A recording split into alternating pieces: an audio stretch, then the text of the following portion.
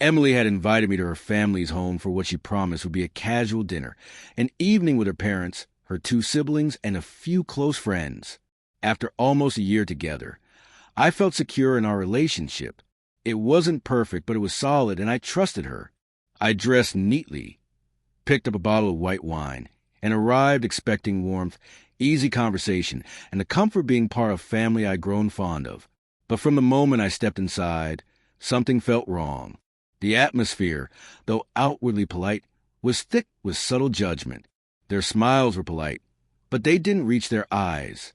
I tried to shake it off, reminding myself that it was just my nerves, but the undercurrent of scrutiny was impossible to ignore. The evening should have been easy, light-hearted, but it wasn't. We gathered around the dining table, and the conversation drifted almost immediately to Emily's ex, Nathan. It started harmlessly enough.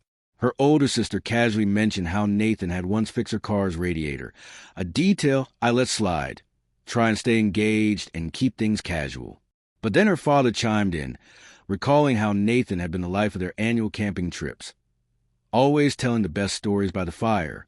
I glanced at Emily, hoping for a change in direction, but instead of redirecting the conversation, she gave me a tight-lipped smile and reached for her wine.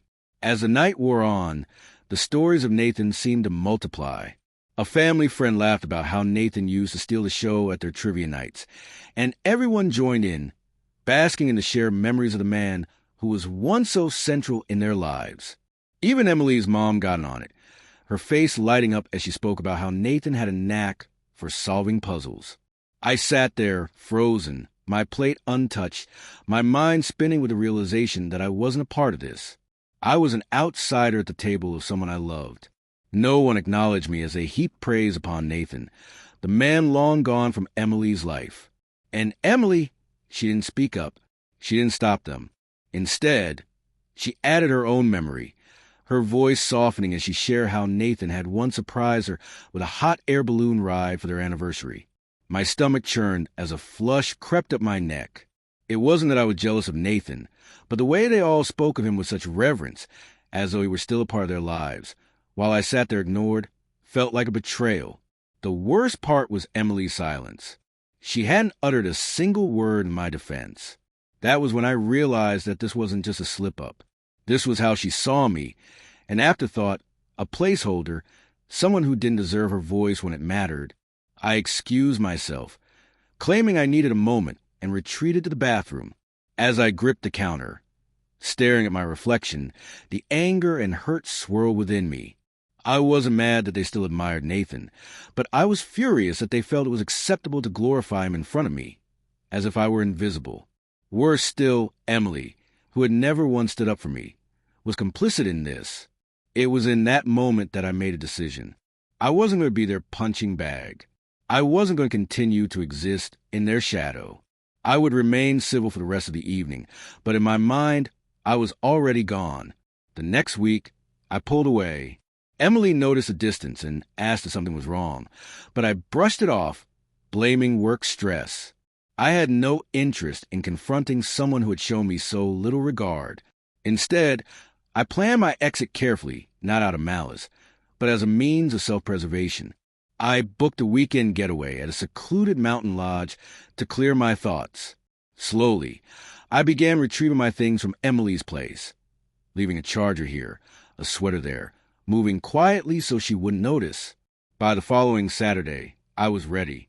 When Emily came home that evening, expecting to find me lounging on her sofa, she found only a letter on the kitchen table. In it, I laid bare everything, the hurt, the disrespect, the feeling of being invisible in my own relationship. I wrote about how her silence at the dinner, her failure to defend me, had revealed the true state of our relationship. I told her that I deserved more than to be a shadow in her life, and that I was walking away. I didn't shout, didn't argue. I just left, calm, decisive, without a backward glance. Her texts and calls started flooding in almost immediately.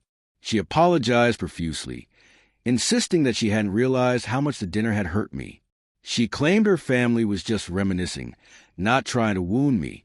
She swore she loved me and begged me to come back. But her words felt empty, hollow. I didn't engage in a lengthy back and forth. I didn't argue or beg her to see my worth. I simply responded, clean and final. I had already made my decision. I had walked away, not because I didn't love her, but because I had learned to love myself more. I cut contact completely, deleted her from my social media, blocked her number, and moved on. A mutual friend later told me that Emily's family was shocked. They hadn't expected me to leave so resolutely. They thought I'd stay, maybe shrug it off, or even beg for their acceptance, as Nathan apparently had before. But I wasn't Nathan. I had no intention of fighting for someone who wouldn't fight for me. Months passed, and I rebuilt my life. I met new people who introduced me with genuine pride, never comparing me to their pasts. I found a quiet, grounded happiness, nothing dramatic, just authentic and real. That same friend mentioned that Emily still asks about me, that she regrets that night and wishes she'd spoken up. Maybe she does feel guilty, but regret isn't love. And I don't trade second chances for those who squandered the first so carelessly. I didn't need to shout, to plot my revenge, or to make her regret losing me. My revenge was simple. I respected myself enough to walk away. I gave Emily and her family what they deserved, my absence, my silence, and a quiet reminder that I would never again settle for being a faint echo of someone else's past.